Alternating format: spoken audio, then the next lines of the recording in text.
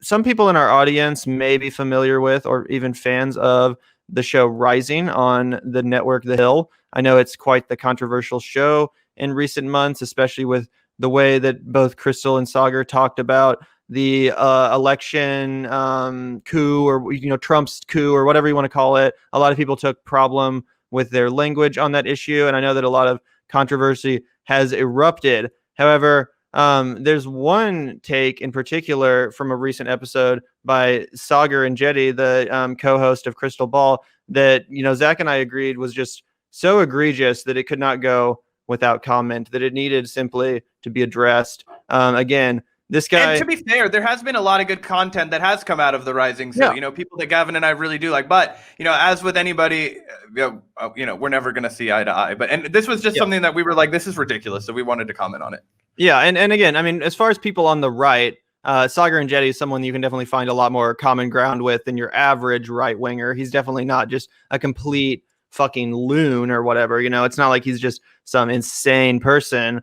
But he definitely does have a share of cringy takes too. And again, sometimes they just simply need to be addressed. They need to be dismantled. And I think this one was just, again, I couldn't let it pass because it was so fucking stupid. This was from a segment from a couple of weeks ago, I believe. And they're talking about an interesting idea. What if the popular vote itself had 30 electoral votes? So, if you lose the Electoral College but win the popular vote, then by this suggestion, that could still put you over with an additional 30 votes.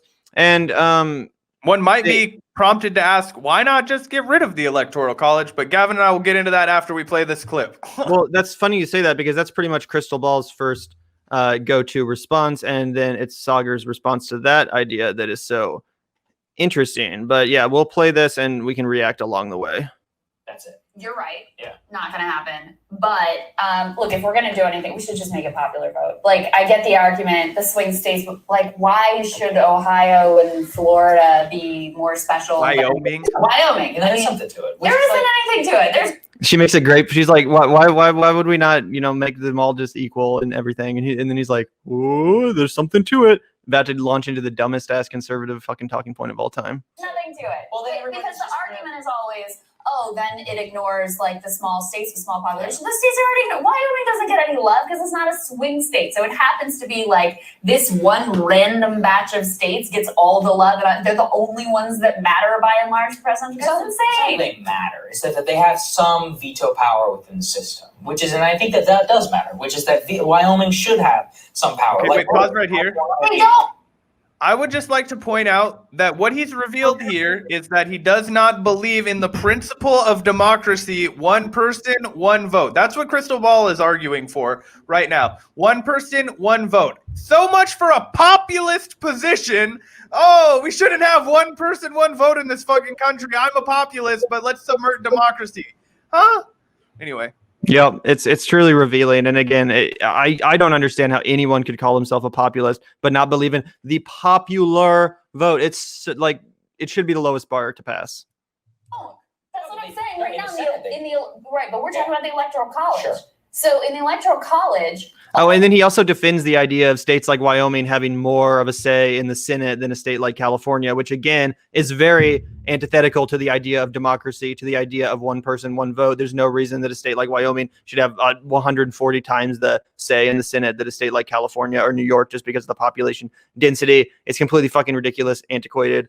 It's also pretty fucking racist if you look at the racial demographics and the way that they, I can't remember exactly which issue it is. I've got a bunch of Jacobins behind me. They did an amazing takedown of the Electoral College and Jacobin that I am like wanting to find really badly. But it was like they did the math, right? And it was like if you accelerate the population in all these states, and they did it, okay, if there are all these, and it shows you how much more of a percentage the vote matters if you cast it in one state versus another. And when you look at these maps where it's like, oh my gosh, this is where all of the power in an election is concentrated. It's just clearly designed as a way of making sure that real power and real power is never challenged democratically, right? Like it goes back to the old Chomsky point. Chomsky's always talking about how the founders of the country were always trying to reduce the threat of democracy. This is like one of their principal tools, right? This is one of the things that Alexander Hamilton, the guy that everybody fucking raves about now for I don't fucking know what reason,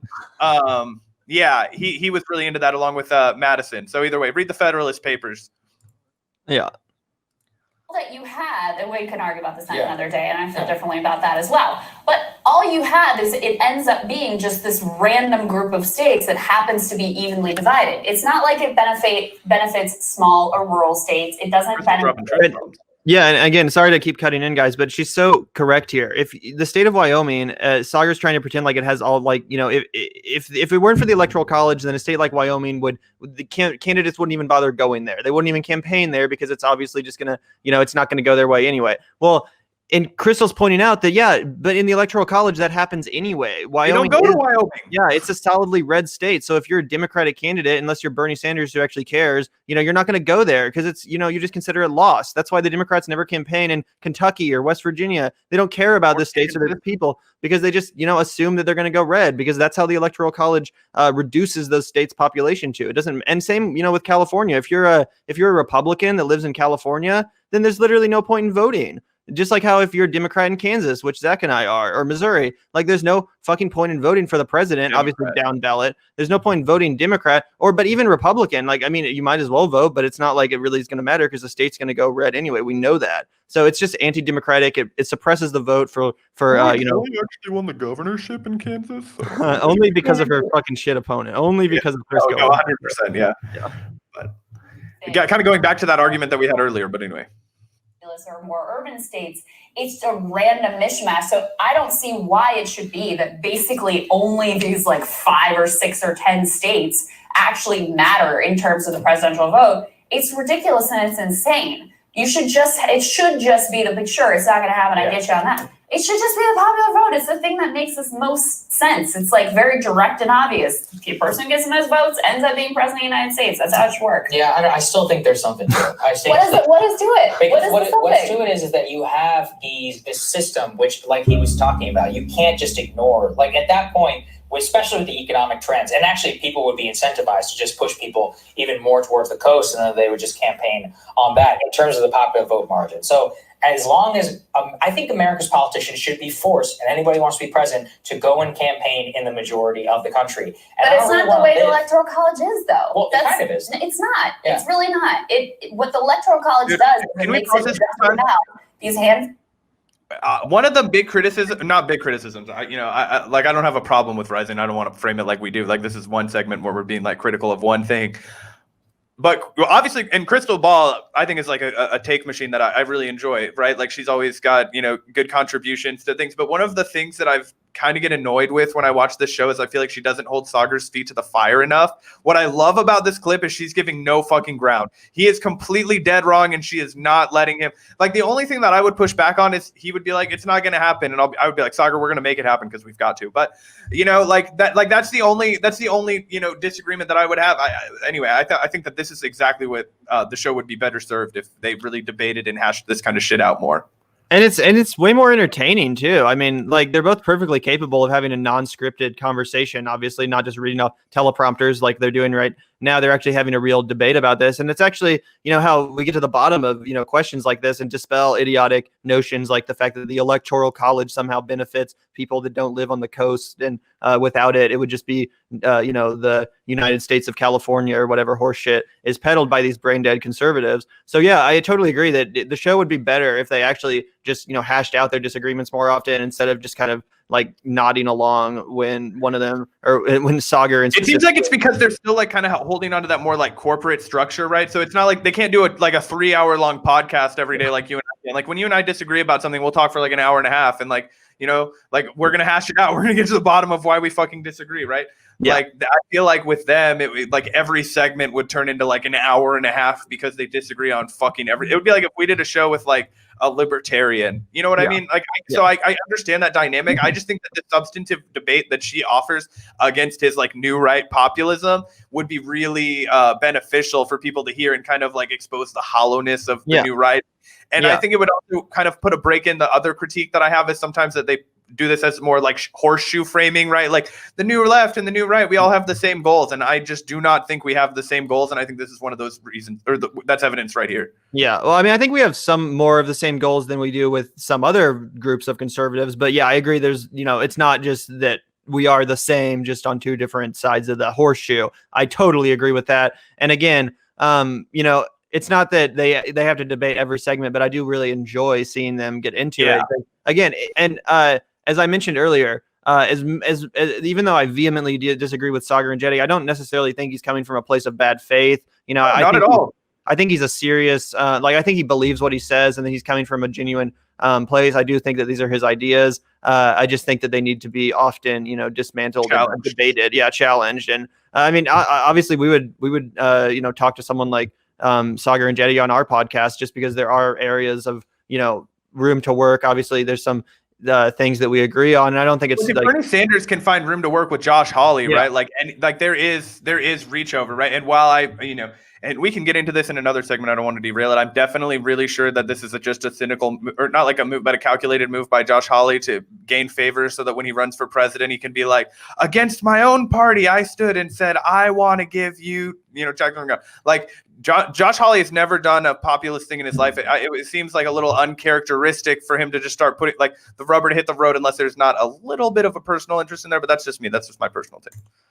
Yeah, no, I agree with that. And obviously Saagar, Josh Hawley's probably his favorite fucking politician in the world. So and the comment section points out anti-war on drugs. Those are also two great overlap. Although I don't know if Saagar is necessarily anti-war on drugs. He said some questionable things about the police during the George Floyd protest, in my view. He also isn't even in favor of legalizing cannabis. So can you really call yourself anti-war on drugs when you're not in favor of legalizing the substance that is, directly the reason why so many people in this country are, locked away or on probation or, in, debt or all these stupid things for no reason. So in my opinion, that's one of his, most ridiculous takes of all time. And again, I don't really have any reason to listen out someone on the issue of criminal justice or drug war if they don't even understand why weed should be legalized. Like that's the lowest bar ever. That being said, let's finish this clip out. Full of swing states. It's not like Ohio, nobody's campaigning in North Dakota or South Dakota or West Virginia or Kentucky. Like these states, a lot of them, some of the most struggling in the country, get completely ignored because they're not swing states. And so that to me is a failure. Everybody's vote should be equal. That seems like very logical. Here's an example. Illinois, right? Illinois is getting no love in the middle of a popular vote election. Right. But they've got like 11, 12 votes. So somebody does have to. No, but they or Ohio.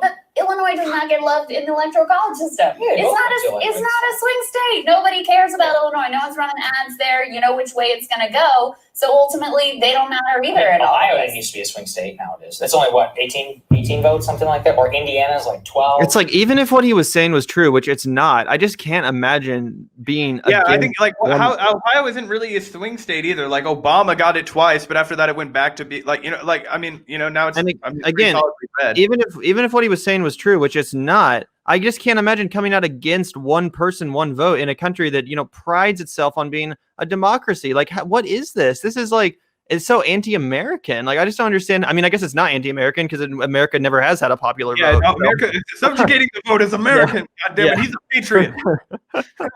But it's just like, it's so nonchalant too. It's like, this is just such an obvious position for people to have. I think. I mean, I've grown to believe that it's such an obvious position that to hear someone challenge it and on such flimsy terms and with such confidence, I'm like, what do you mean? Like, how can you just buy into this kind of framing? Like, I don't understand. It's just, it has to be one of those things where it's just like, when you're on the conservative side, you probably hear people defend the Electoral College all the time. So it just kind of becomes like, part of your thinking. You don't really think too hard about it. But one of those things that like my little brother hit me with, and he was like, no, we need the Electoral College. And within like 30 minutes, I'd explained to him that this was fucking broken and wrong. And he's like, I